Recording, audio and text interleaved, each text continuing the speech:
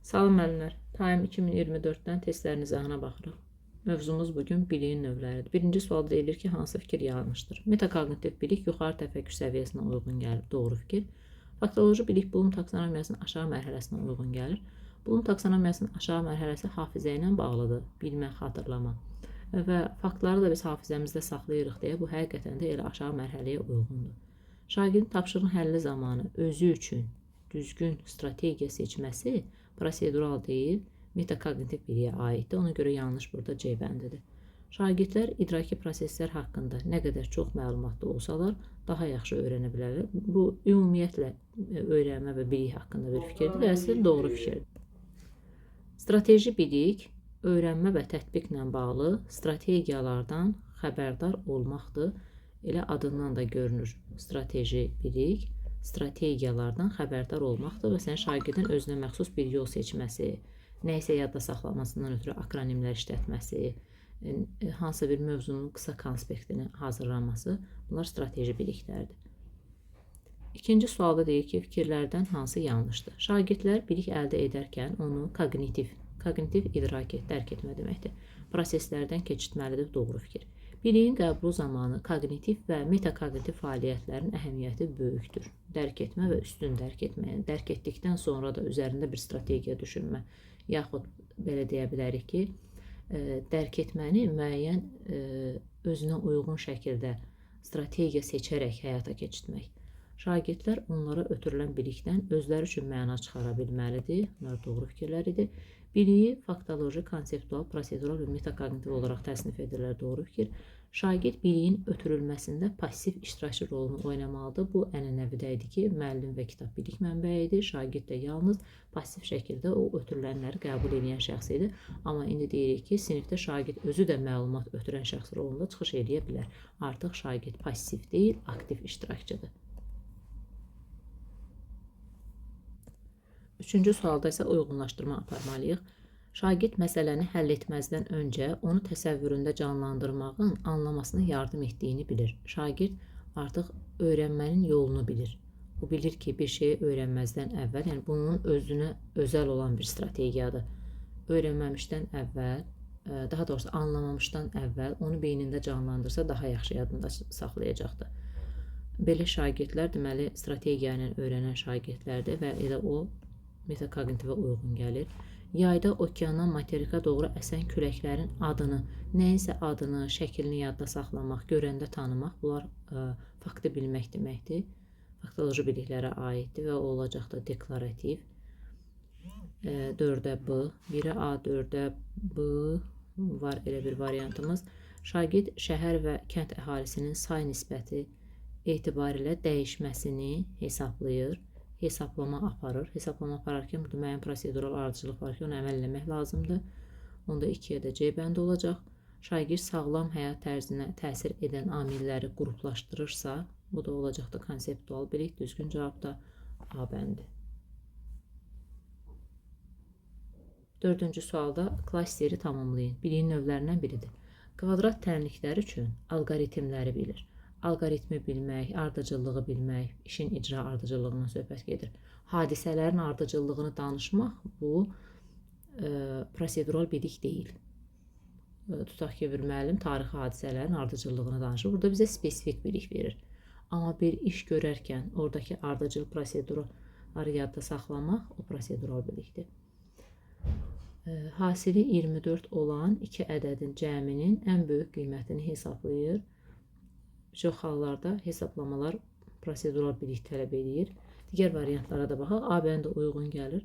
Amma başqa variantlara da baxaq. Yunanistanda ilk olimpiya oyunlarının nə vaxt yarandığını bilir. Nəyinsə tarixini bilmək spesifik bilikdir. Marafon döyüşünün kimlər arasında baş verdiyini bilir. Bu da tarixi faktdır. Birincilər yarışda qalib gəldi cümləsində. Birincilər sözünün isim deyil, say olduğunu deyir. Bu da prosedural bilik deyil. Sözü əgər görüb tanıyıbsa, bu olacaq da faktoloji, üzərində işləyib, təhlil edib tapıbsa ki, bu isimdir, saya aiddir, bu olacaq da konseptual. Hər halda onu Azərbaycan dil müəllimi daha yaxşı bilər. Hansı biliyə malik olub olmadığını bilir. Söhbət özündən gedir ki, özünün nəyə malik olub olmadığını bilir. Burada şagird özünə aid bir dəyərləndirmə, qiymətləndirmə həyata keçirdir. öz öyrənməsini qiymətləndirir və bu strateji biliklərə aiddir. Buna görə də deməli hamısını çıxdıq variantların düzgün cavab qaldı A bəndi. Deklarativ biliklə bağlı fikirlərdən hansı yanlışdır? Hər hansı bir sahə ilə bağlı olan terminlər biliyin bu növünə aiddir. Fənlə bağlı dəqiq məlumatları özündə əks etdirir. Digər bilik növlərinin formalaşmasında mütləq deklarativ bilikdən istifadə olunur. Deklarativ biliyə idraki fəaliyyətin istənilən mərhələsində rast gələ bilərik. Hər hansı bir tapşırığın icrasını necə edəcəyimizi bilmək deklarativ bilik hesab edilir. Xeyr, bu prosedural bilikdir. Müəllim şagirddən xarici dildə yeni sözləri daha yaxşı yadda saxlamaq üçün hansı üsullardan istifadə etdiyini siniflə bölüşməsini xahiş edir. Görünür ki, şagirdin sözləri yadda saxlamaqdan ötürü özünə məxsus bir yolu var. Özünə məxsus bir yolu, bir metodu varsa, özünə aid olan. Bu onun özünə aid strategiyasıdır və bu da metakognitiv bilikdən xəbər verir. Bu misraların mahiyyətini dərk edən şagirddə biliyin hansı növ formalaşacaqdır? Nə isə dərk edir şagird, buna fikir verin. Nəyinsə mənasını dərk etmək, anlamaq, bu irəlidə keçəcəksiniz, bəzilərinizdə bəlkə də keçmişsiniz. Taksonomiyanın anlama mərhələsi ilə bağlıdır. Anlama mərhələsi də daha çox hallarda konseptual biliklə bağlı olur. Sözlər arasındakı, fikirlər arasındakı əlaqəni tapmalıdır, onu öz üçün təsvir etməyi bacarmalıdır, orada məna çıxartmalıdır. Bu da konseptual biliyi gətirib çıxardır. 8-ə deyək, cədvələ əsasən uyğunluğu müəyyənləşdirir. Kulturologiyanın bir elm kimi nədən bəhs etdiyini bilir, qarşısına qeyd ediblər bunun deklarativ bilik. Bu düz fikirdir, əslində deklarativ bilikdir elə, çünki burada bir terminin açılışından söhbət gedir. Kulturologiya nədən bəhs edir? İnsanın və bəşəriyyətin yaradıcı və həyati fəaliyyəti haqqında bir elmdir. Onu açıqlayırsa, deklarativdir, bir doğrudur. Sifət haqqında deyilən fikirlərdən yanlış olanları müəyyənləşdir. Fikirlərin içindən yanlış olanları seçiriksə, bu prosedural ola bilməz, 2-ni çıxırıq. Ya şagird sifət haqqında bütün qaydanı bilir, qaydaya əsaslanıb həll edəcəksə tapşırığı faktoloji olur. Ya da ki, əgər Venn diaqramı kimi bir testsə, o testin üzərində çalışırsa, burada da konseptual biliklə istifadə edəcək. Hər halda prosedural deyil. 2-ni çıxırıq. Mənəvi dəyərlərə malik olan milli mədəniyyət nümunələrini ümumiləşdirir. Ümumiləşdirmək varsa, burada da konseptuallıq var, qarşısına metakognitiv yazılıbdır. Səhvə səhv deyiblər. Deməli, birdə doğru birdir, doğru tərəfdə. Doğruda doğru olan birdir. Yanlışda isə bizə yanlış lazımdır. Burada da yanlış olan 3-dür. Amma 4-də də baxaq. Bəşəriyyətin ibtidai tarixinə aid ilk tapıntının neçənci əsrdə əldə edildiyini bilir. Elə bu spesifik bilikdir. Spesifik də yazılıb. Əslində burada səhv yoxdur. Bizə lazımdır bir tərəfdə doğrunu, digər tərəfdə isə yanlışı tapmaq. Bu da 1-3 C bəndi olacaq. 9-da deyir, biliyin növlərindən biridir. Sözün fonetik təhlil yolunu bilmək. Nəyinsə yolunu bilmək, bu olacaqdır prosedural bilik. A-da deyir ki, Bahariyyə əsərinin hansı janrda yazıldığını bilir. Bahariyyə əsəri Şah İsmayıl Xətainindir.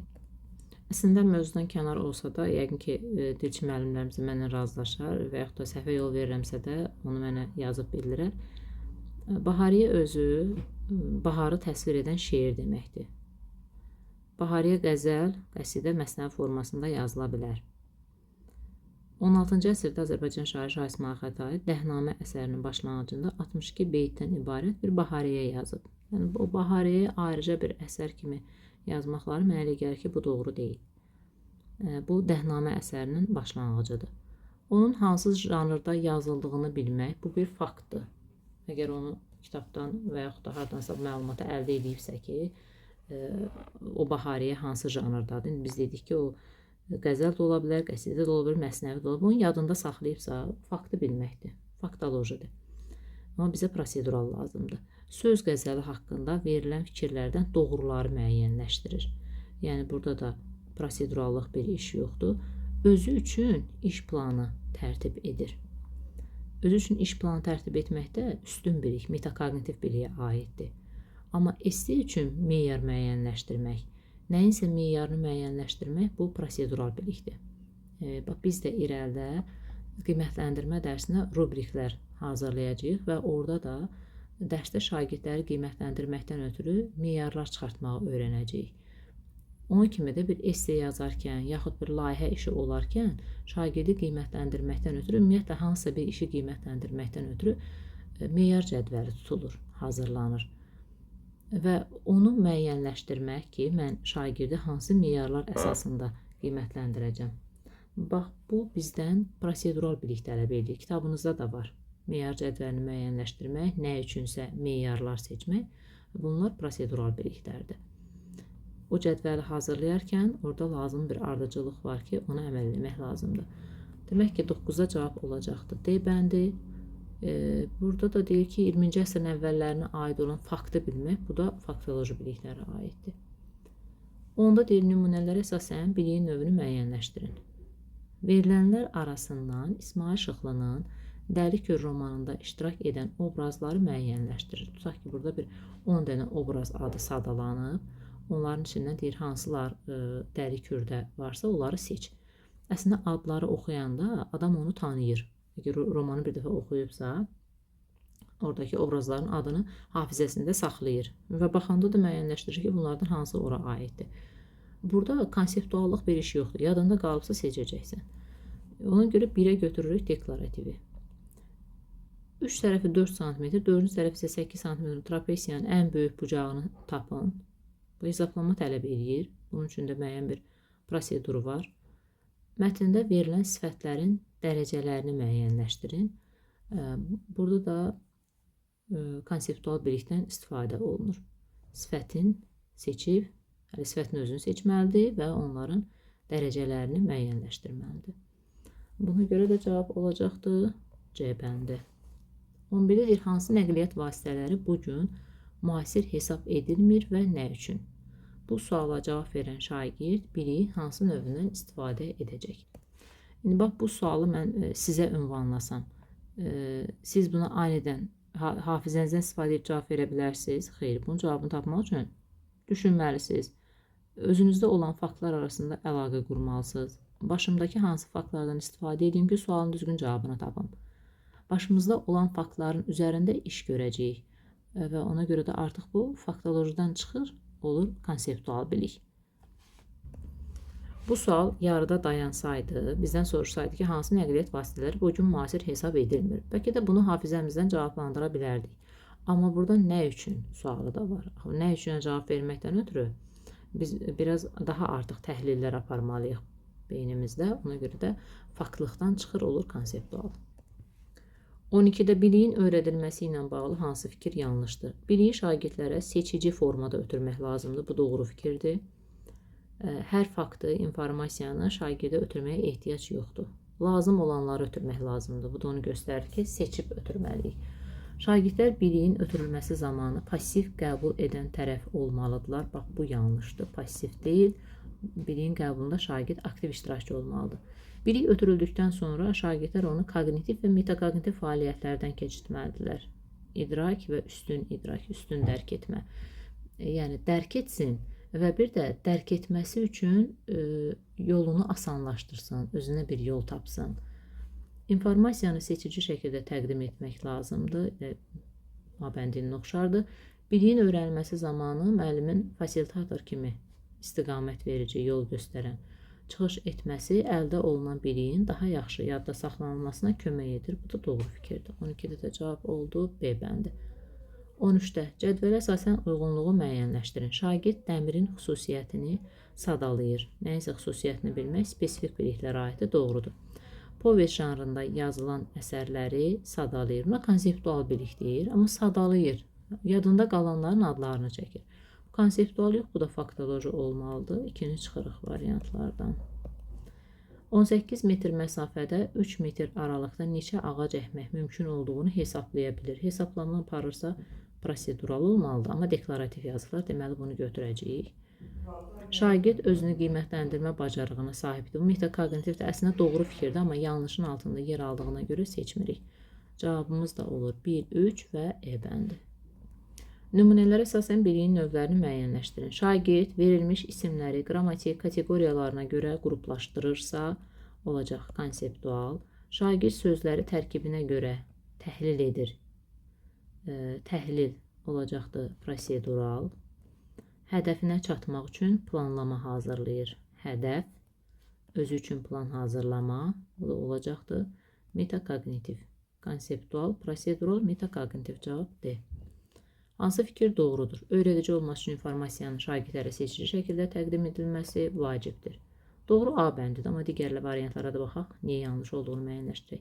Şagirdlər biliyin ötürülməsində yalnız qəbul edən tərəf rolunu oynayır. Xeyr, şagird bəzən biliyi ötürən tərəfdə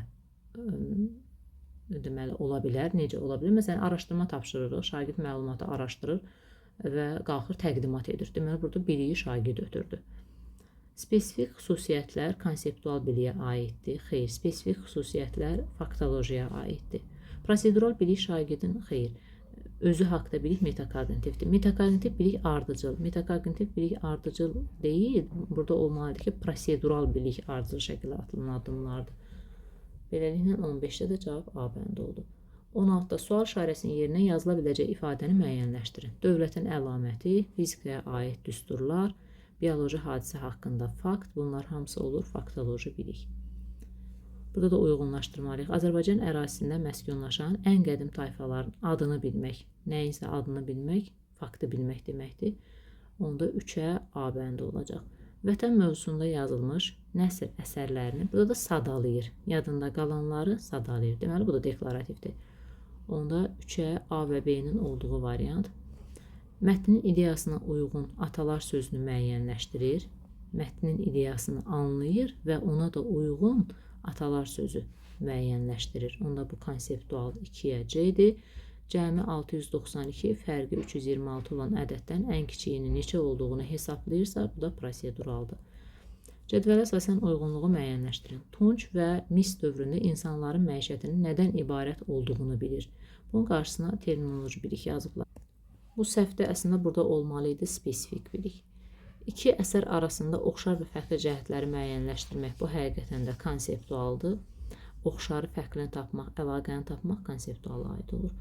Layihənin necə yazacağını bilir. Prosedural. Əslində doğrudur bu proseduralda, amma yanlışın altında olduğuna görə bunu biz seçmirik. Oxuduğu məlumatı ümumiləşdirir. Ümumiləşdirmə konseptual olmalıdır, metakognitiv yazılıbdır, yanlış yazılıb və bunu da götürürük. Cavab D bəndi olur. Şagird özünü qiymətləndirmə zamanı biliyin hansı növündən istifadə edir? Özünü qiymətləndirmə. Deməli, o metakognitiv ən üstün biliyə malik bir şagirddir. Abituriyent ali məktəb müəyyən bir ixtisasına qəbul olmağa hədəf qoyur. Hədəfinə çatmaq üçün də rejim təyin edir. Yenə də metakognitivdir. 21. Konseptual biliklə bağlı verilmiş fikirlərdən hansı yanlışdır? Bu zaman şagird müxtəlif hadisələrlə bağlı anlayışlar arasında əlaqə qurur. Doğru fikir. Müxtəlif anlayışlar arasındakı oxşar və fərq cəhətləri bilir. Faktoloji biliyə əsaslanır və məntiqi düşüncə tələb edir. Tapşırığın icrası üçün bir neçə addımdan ibarət bu proseduraldır. Deməli, bunu çıxdıq.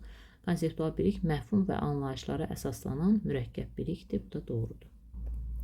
Bax, konseptual bilik haqqında bunları da deyim. Harada görsəniz ki, nə isə genişləndirmək, müəyyənləşdirmək, nümunə gətirmək, nəticə çıxartmaq, formalaşdırmaq, əlaqələndirmək, müqayisə, qruplaşdırmaq, fərqləndir, təxmin et, izah et, ifadə et, təsvir et, təsnif et, şərh et, analogiyasını tap,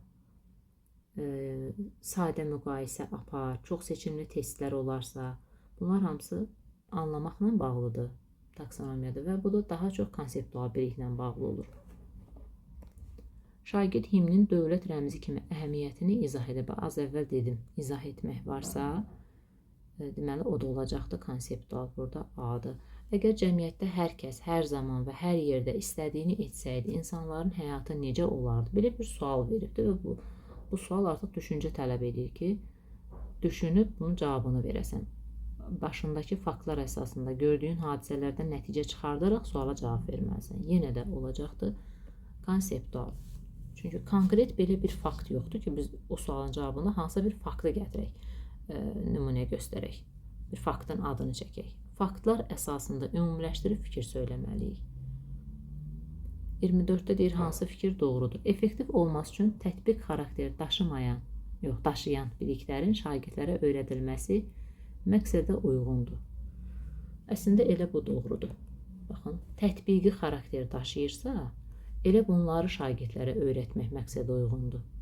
Həqiqətən də elə bu məqsədə uyğundur. Yəni, yersiz nəzəriyyəyə çox yer vermək lazımsızdır. Şagird yönümlü dərsdə müəllimin əsas rolu şagirdə informasiya ötürməkdir. Xeyr, şagird yönümlü dərsdə müəllim fasilitator rolu oynamalıdır. Orada biliyi əldə edən tərəf şagirdin özü olmalıdır. Şagird araşdırma aparmalıdır. Spesifik xüsusiyyətləri bilmək konseptual deyil, faktolojidir. Prosedural bilik şagirdin özü haqqında, bu metakognitivdir. Metakognitiv bilik ardıcıl şəkildə, xeyr, bu da proseduraldır. Verilənlərdən biri faktoloji biliyi yoxlayan sualdır. Faktoloji bilik necə olmalıdır? Faktla bağlı. Faktla bağlı, yəni yadımızda qalanlar, hafizəmizdə olanlar. Nə isə xatırla, verilənlərin içindən nə isə tap göstər, verilənləri sırala, şəklə baxıb nə isə tanımaq, tapmaq, verilənlərin içindən seçmək, bunu dedim bayaq, nə isə təyin etmək, amma verilənlərin içindən və hafizə əsasında seçmək. Deyir ki, Məhəmməd Füzuli nə üçün Leyli və Məcnun mövzusuna müraciət etmişdi? Və burada bizim özümüzdən yanaşma tələb edir. Ya da ki, bildiyimiz faktlar əsasında ümumiləşdirib buna bir cavab verməliyik. Fakt əsasən cavab verə bilmirik ki. Yəni, bax, bu dəqiqədə mən bunun konkret cavabını bilmirəm. Gərək həm deməli, mən o Füzulinin Leyli Məcnun əsərini xatırlayım, həmin dövrdəki baş verənləri xatırlayım, onlar arasındakı əlaqəni tapım ki, niyə Füzuli həmin dövrdə o əsərə müraciət edib. Metaforun metanomiya ilə fərqini müəyyənləşdirin. Bizə desəydi ki, metaforun tərifini deyirik ki, metafor köçürtmə deməkdir. Əşya, varlıq, hadisəyə məxsus əlamətin hadisənin üzərinə köçürülməsi. Məsələn, bir nümunə deyək də, Hüseyn Arifin bir şeiri var, deyir, arandan yaylağa tələsir yağış. Əslində, burada insanın əlaməti yağışın üzərinə köçürülübdür. Bax, metafora budur. Mən də bunun mənasını izah edeyim. Sonra keçim metanomiya. Tərifini desəm, olacaqdır faktoloji. Amma mənasını bilib, hətta onların ikisinin arasındakı fərqi müəyyənləşdirirəmsə, burada artıq faktlıqdan çıxır. Əlaqə tapıramsa, olacaq konseptual. Hə, bu metanomiya nədir, bunu da deyim. Metanomiya məcaz növlərindən biridir. Əşyanın hadisənin əvəzinə onunla əlaqədar başqa əşya və hadisənin adını çəkilməyidir. Məsələn, ağlın olaydı falan işi belə eləyəydin, ya da deyirik ki, başın olsaydı belə eləyəydin. Mümkün bir şey. Yəni, bunların arasındakı fərqi müəyyənləşdirmək bu hafizə yox, artıq düşünmə tələb edir. Buna görə də konseptual olacaq. Azərbaycan ədəbiyyatında ilk divanın müəllifi kimdir? Bax, bunu fakt əsasında cavab verə bilərik. Ədəbiyyatımızda ilk divanın müəllifi Qətran Təbrizidir, fars dilində yazıbdır. Amma ana dilində ilk divanın müəllifi, səhv eləmirəmsə, Şeyx Səfi olub. Səhv də eləyərəmsə, düzəldərsiniz, yazarsınız burada videonun altında. Koroğlu dastanını Azərbaycan ədəbiyyatındakı əhəmiyyətini müəyyənləşdirin. Yeni artıq faktlıqdan çıxıb konseptuallıq var. Kompüteri işə salmaq üçün hansı ardıcılığa riayət etmək lazımdır? Bu da prosedural bilik tələb edir. Demək, biz harada faktı bildik, ilk divan müəllifini taparkən cavab C-bəndir. Biliklə bağlı yanlış fikir hansıdır? Faktoloji bilik Bloom taksonomiyasının aşağı səviyyələrinə uyğun gəlir. Bəli, bu doğru fikirdir. Metakognitiv biliyə öyrənmə prosesindəki bəzi strategiyaları bilmək də aiddir. Uzun riyazi əməllərin yerinə yetirilməsi prosedural biliyin tətbiqini tələb edir. Prosedural bilik müəyyən müddətdən sonra avtomatikləşir. Faktoloji bilik digər biliklər arasında əlaqə qurmağı tələb edir. Xeyr, bu konseptual bilikdir ki, başqa biliklər arasında əlaqə qurmağı tələb edir. Yanlış E-bəndində. 27-də metakognitiv bilik düsturları yadda saxlamaq üçün fərqli strategiyaları bilmək. Bu doğru. Faktoloji bilik daş dövrünün hansı mərhələlərdən ibarət olduğunu bilmək. Bu da doğru. Şagirdə sual verirsən ki, daş dövrü hansı mərhələlərdən ibarətdir? Əgər onu bilirsə, sadalökə paleolit, mezolit və neolit. Konseptual bilik sürünənləri ekoloji qruplara ayırmaq, qruplaşdırmaq konseptual biliklə bağlıdır. Prosedural bilik xətti tənliklərin həll yollarını bilmək. Konseptual bilik göllərin axarlı və axarsız olduğunu bilmək. Bu Konseptual deyil axı, bu faktoloji bilikdir. Göllər neçə qrupa bölünür? Deyir ki, göllər axarlı və axarsız olur. 28-də şagird atası ilə dialoq zamanı bildirir ki, fransız dili fənnindən keçici zamanı suallardan yalnız ikisini səhv yazaraq 86 bal almışdır. Səhvlərini təhlil edərkən müəyyənləşdirmişdir ki, baxın burada təhlil var, öz səhvini təhlil eləmək. Sualı da, cavabları da sonadək tam oxumadığından vacib məqamlar gözündən yayınıb. Hətta burada şagirdin özünü qiymətləndirməsi də var. Bu situasiyada şagird biliyin hansı növünə sahib olduğunu nümayiş etdirir. Bu ən üstün bilikdir. 28-də cavab olur C bəndə. Fikir verirsə, elə şagirdlər o ki, imtahandan gəldi, sual kitabçasına hara atdığının xəbəri belə olmur. Səhvlər üzərində çalışmır, özü üstündə işləmir. Deməli, o məqsəd yönlü deyil. Məqsəd yönlü deyilsə, onda metakognitiv biliyə malik deyil.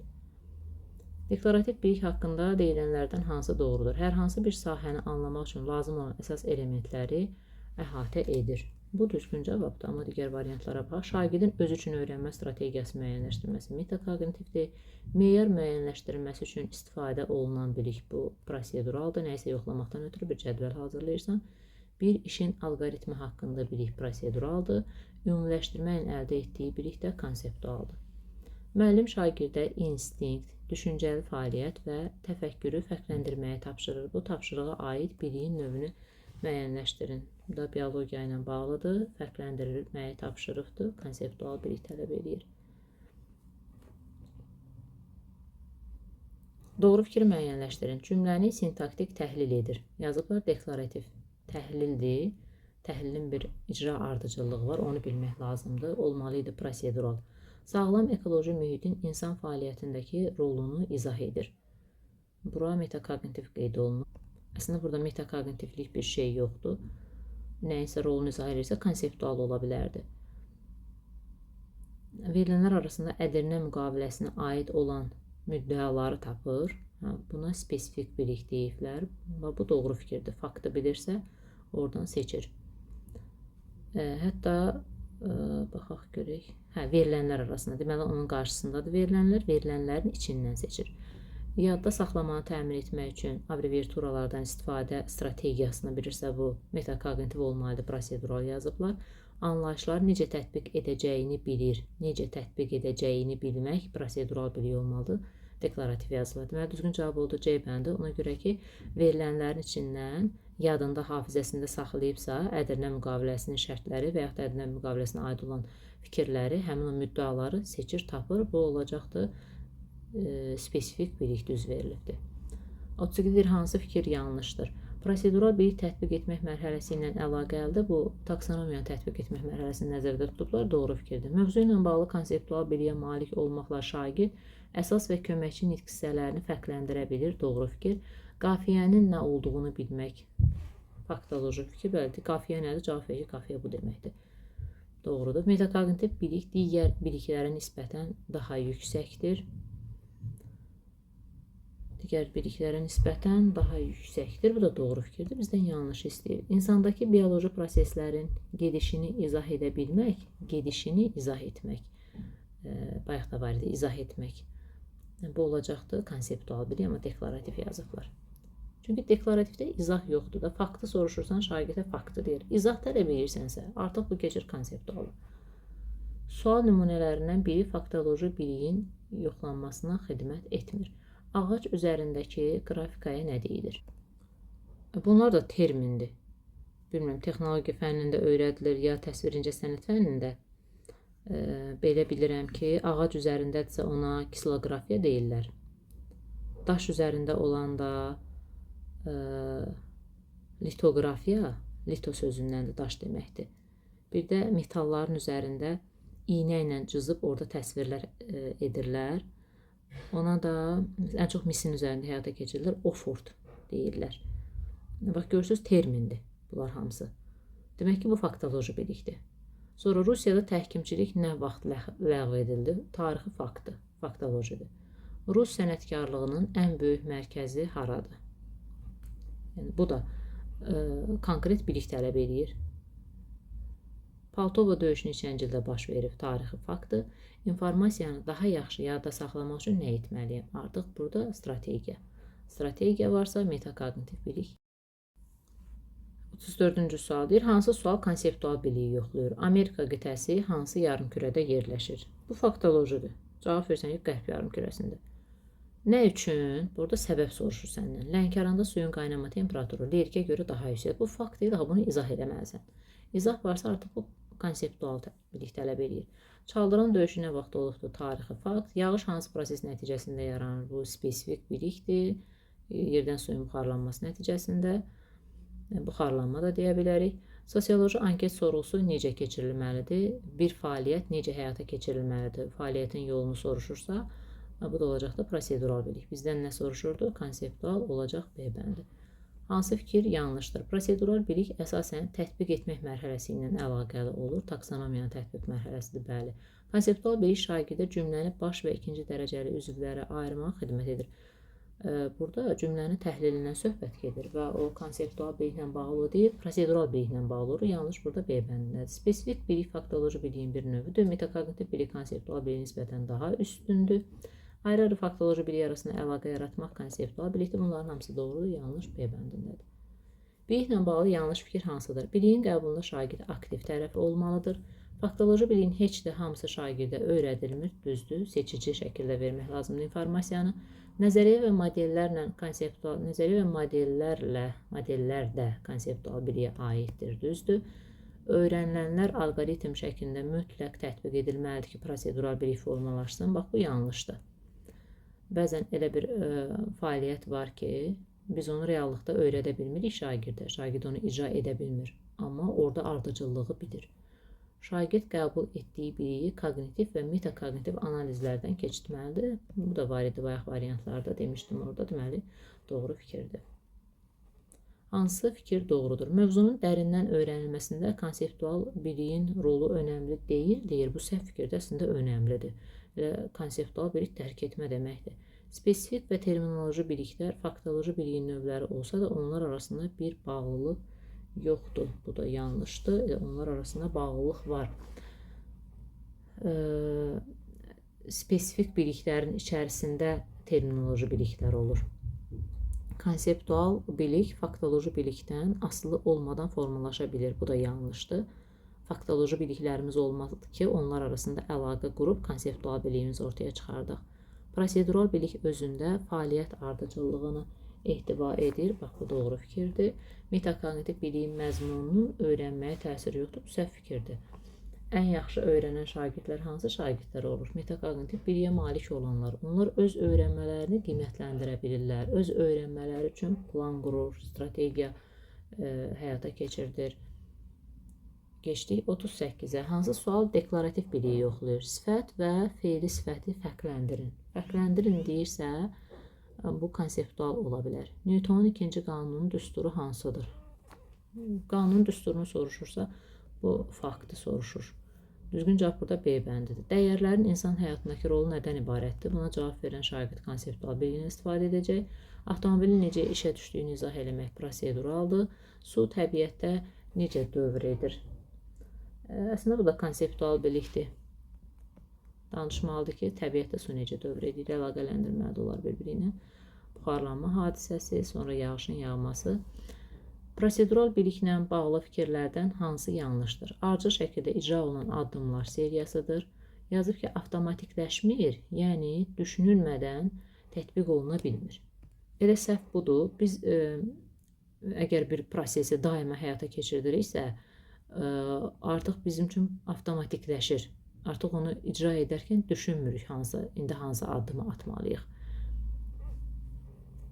Deməli, elə səhv burada B bəndidir. Dəqiq fənlərdə misal məsələ həlli bu biliyə əsaslanır. Bu da doğrudur. Lazımı addımlar sabit və dəyişkən şəkildə icra oluna bilər. Bu da doğrudur. Hər hansı bir fənnə aid olan alqoritmlər prosedural biliyə aiddir. Bu da doğrudur. Aşağıdakı fikirlərdən hansı yanlışdır? Sintaktik təhlil zamanı istifadə olunan terminlər faktoloji biliyə aiddir. Sintaktik təhlilin yolunu bilmək proseduraldır, amma oradakı terminlər faktolojidir. Konseptual bilik deklarativ biliklər üzərində qurulmuş bilikdir. Doğrudur. Sözün fonetik təhlilinin yolunu bilmək prosedural bilikdir. Doğrudur. İnsan özü haqqında biliyə malikdirsə metakognitiv Deyir, iki hadisənin oxşar və fərqli xüsusiyyətinin müqayisə edilməsi konseptual olmalıdır, amma prosedural yazıblar.